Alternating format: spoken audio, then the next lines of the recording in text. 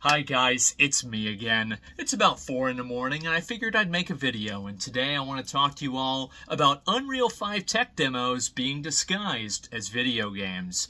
And I know you might not understand what I'm talking about, but after I explain it, I'm sure that you'll understand all too well. How many of you in the past couple of years have seen a trailer for a video game that got you incredibly excited?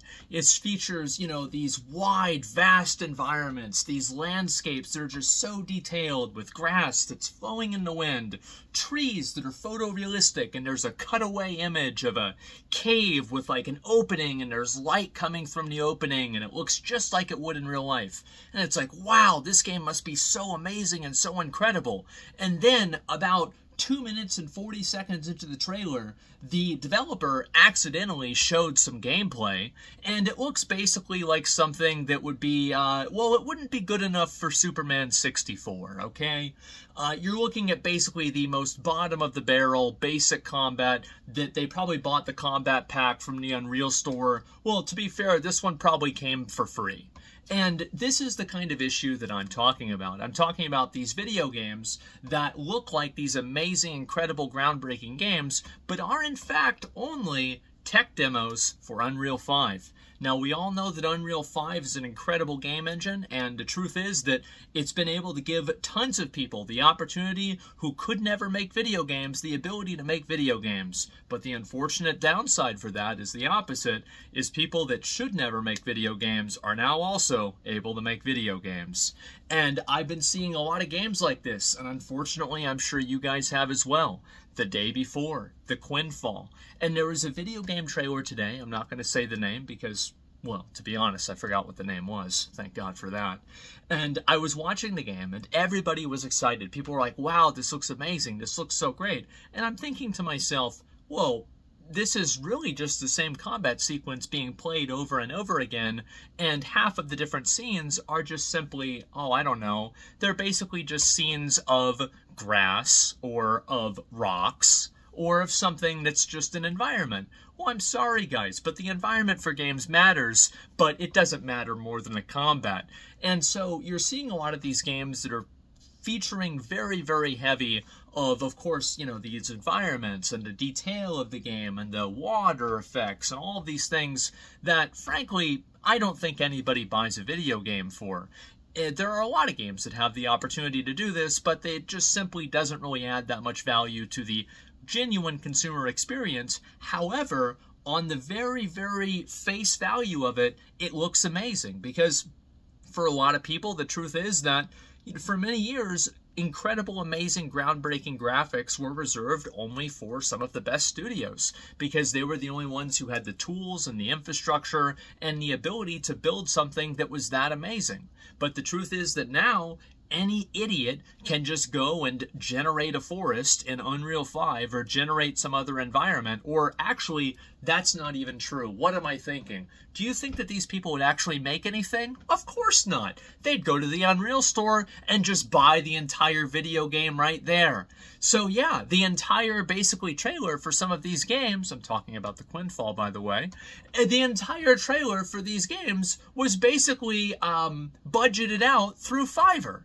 So you're looking at basically a bunch of different Unreal Engine store assets being placed together at different intervals. And then, of course, obviously, how are people going to know this unless they're familiar with the topic? Well, I want to talk a little bit about how you can tell that this is happening. And I've been looking at these trailers now for a couple of years, and these are some of the commonalities that I've learned to just kind of pay attention to.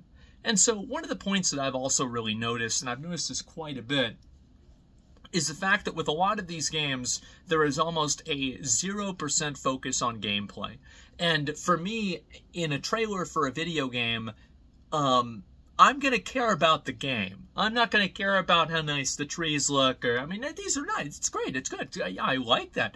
If the graphics are great, then that makes the game better. But I'm sorry, but video game with good graphics isn't going to get me to play it. Unfortunately, some people are still not really kind of aware of this trickery that's been going on here.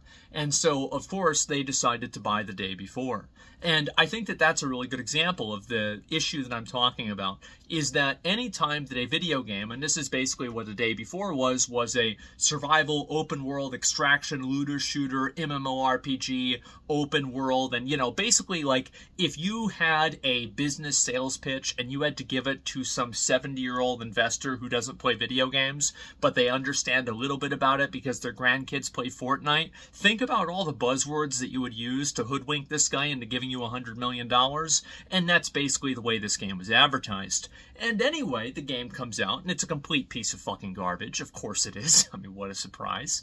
And people go and they do some digging, and they look around, and they see the fact that almost every single thing that exists in the video game is just lifted straight from the store. And I think that, again, one of the best ways that you can tell that this is happening is the over-reliance on a focus of the background or the focus of non-essential gameplay elements inside of a trailer that actually have nothing to do with the game itself. So the way that the lighting looks, the way that the water looks, the way that the environments look.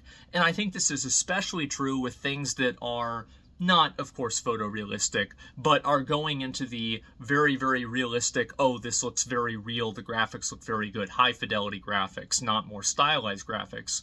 I see this happen a lot, and I think that the more that there's a focus on that, the higher the chance is that this game could just be a joke. Now, don't let this discourage you from trying some of these games out. Just make sure you buy them on Steam and you don't play them for more than 2 hours before you decide if you want to keep them, so you can always refund it if it inevitably probably becomes garbage, or is garbage, or some variation of that. So I think that for me, this is again, it's a very big double-edged sword, because as I said earlier, it allows people who could never make video games to make them, and it also allows people who should never make video games to make them as well. So how do you address this? How do you approach this? I don't necessarily think that there is a guaranteed solution for it, which is why I'm talking about it in this video.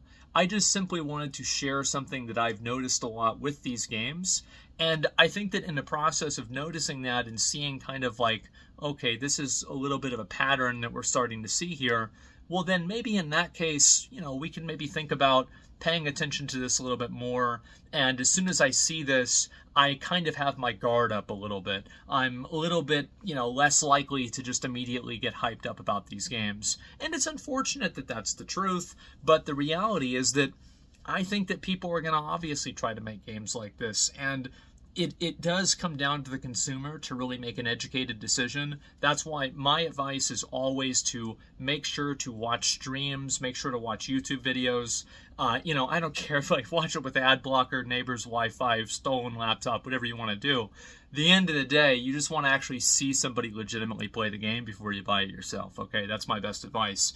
And I think it's basically don't let yourself be consumed by the hype for these games. And also, another thing is that a lot of people on the internet like to commit to an idea, they like to think about something and have a viewpoint, and then they never change that viewpoint, because if you change the viewpoint, then you admit that you were wrong. Well, guess what? Sometimes you're misled and your initial impression is wrong. And unless you want to be out 60, or actually, what am I talking about? We're in 2024 now, $70 for a new video game at the least.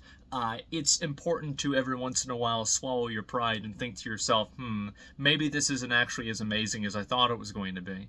So I'm really hoping that more people can start picking up on this and start realizing it. And again, I want to talk about it just one last time, just so you guys can kind of see where I'm coming from with this, is, you know, an over-reliance on environmental factors. You go back and you look at the last 3 or the first 3 Unreal 5 tech demos, you see what they're showing, and if any of the games start showing a lot of environments like that in a very extended way without showing actual gameplay or talking about systems, that's the point where you need to be worried. That's the point where there could just be zero creativity and a literal Control-C, Control-V situation. It is totally lifted off of the store, and there is nothing original or there is no quality to this whatsoever. Now, I know what you might be thinking. Well, just because it's not original assets doesn't mean that it's not going to be a great game. Look at something like Only Up, for example. Yes, That's such a great idea. Let's look at the one exception instead of the actual rule. Let's look at the one or two other games that use store assets like Dark and Darker, and then let's base our entire decision-making process off of just two different games. Or we can look at the other hundreds of games that have come out in the past year or so that have looked amazing, and that's all they've done. And to be honest, they don't even look amazing, because after you've seen about 5 or 6 of the games, you've seen all of them. And what I mean by that is literally you've seen all of them because they're all using the exact same assets. So yeah, guys, Unreal 5 tech demos disguised as video games. Don't let them hoodwink you. It's happened to me, and it's happened to other people too. And I'll be honest, I'm going to keep buying them because, hey, it's really great for video content, and, you know, it's like it's good for me, right? But you want to make sure that you make an educated decision with your money, and I wanted to make this video and kind of share my insight and my thoughts on this because I've been seeing this going on for really now, I don't know, probably 2 years or so. And I think it's only going to get worse. And also, again, it's a double-edged sword. It gives some developers that don't have the tools the ability to make something amazing. And, man, sometimes it gives them the ability to make something that really, really sucks, too. So anyway, guys, that's about all I've got. I'd be really curious in the comments to hear some examples of games like this that were that for you. Whenever you saw the game, you were like, yeah, this is probably just a tech demo, and it's not actually a real video game. I'd like to see them for myself, just so I could kind of, you know, just for my own enjoyment, I guess. So yeah, guys, let me know what you think in the comments, and that's about all I've got. So thanks for watching, and peace.